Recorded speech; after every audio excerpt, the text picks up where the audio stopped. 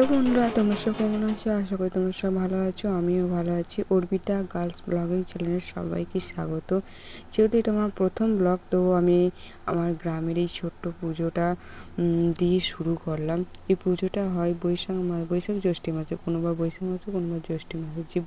আর এটা ছিল কামানের পরের দিন, মানে হবিষি দিন, বাটা পুজো বলতে পারো এক কথায় পুজোর প্রথম দিন। আর এই পুজোটা হয় 7 দিন ধরে, ঠিক শিবের গাজনের মতো সেম। আর এটা ছিল হবিষি দিন বাবা যখন ঘর থেকে বেরোয়, আমাদের গোটা গ্রাম আর কি ঘোরে, পাশের গ্রামও ঘোরে। তো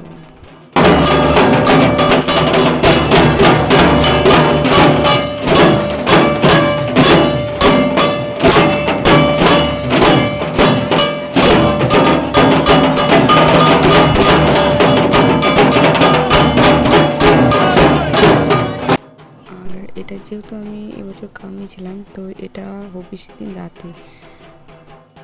আর এটা ফলের দিন, বাবা যখন ঘর থেকে বেরোয়, তো এটা ফলের দিনকে ঠাকুর বেরোনোর সময়।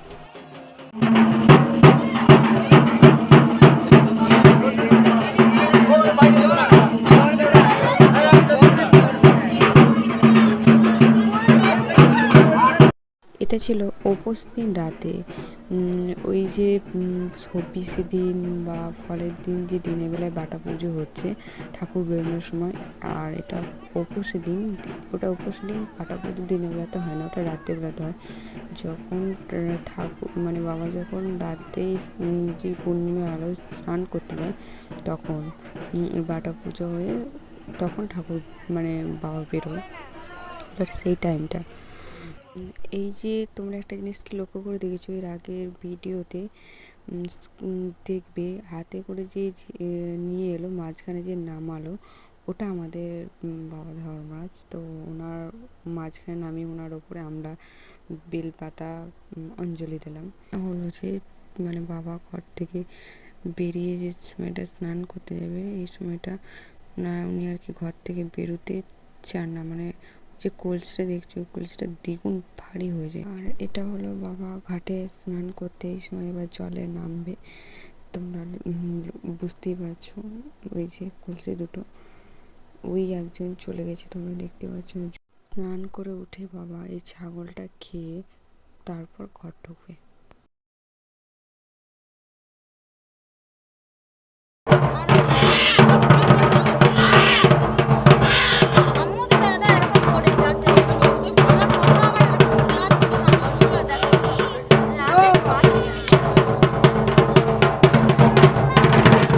দিন ভোরে আকড়া পোড়ায়, মানে এই আগুনটার উপর দিয়ে মানে সবাইকে পার হয়ে যেতে হয়। এই যে তোমরা দেখছো যাচ্ছে।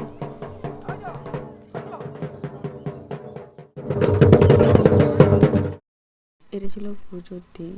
এই যে প্রত্যেক সন্ন্যাসীর মাথায় যে মাটির কলসি তোমরা দেখতে পাচ্ছ, এর মধ্যে জল আছে আর বাবার প্রসাদ আছে। এই যে প্রত্যেকটা সন্ন্যাসী মানে মাথায় যেসব মাথা পেতে জলটা নিচ্ছে সবাই মিলে, ওটাই এই জলটার উপকারিতা হলো যে কোনো শরীর খারাপ মানে সর্দি কাশি এসব খুব কম হয়।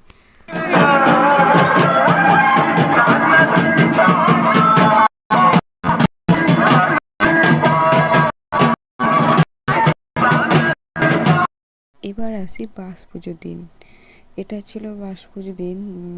এটা যেদিনকে মানে লাস্ট দিন বলতে পারো, বাবার কাছে হলুদ মানে দিয়ে, তারপরে প্রত্যেকটা সন্ন্যাসীর গালে হলুদ দিয়ে আমাদের গলায় যে উত্তরীটা দেওয়া হয়েছিল সেটা খুলে ফেলবে আজ, মানে এই বাস পুজোর দিনকে।